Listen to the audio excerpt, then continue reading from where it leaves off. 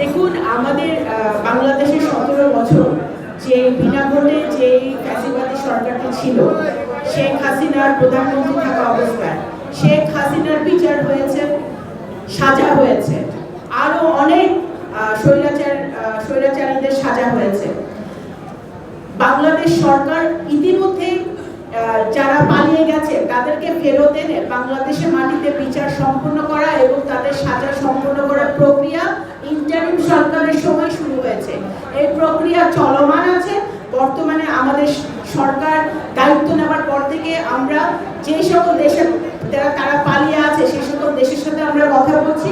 আমরা কূটনৈতিক যে সকল কাজ সেই কাজ চলমান আছে, ইনশাল্লাহ তাদেরকে ফেরত এসে এই বাংলাদেশের 17 কোটি মানুষের সামনে তাদের বিচার সম্পন্ন করা হবে।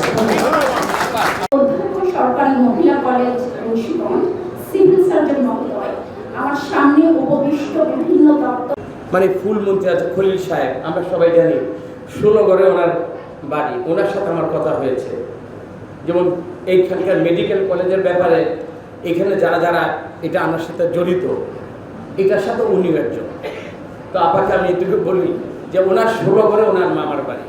আমি কিন্তু নারী রয়েছে, নারী শিক্ষা এবং ক্যারিয়ারকে বাদ দিয়ে কিন্তু দেশের অগ্রগতি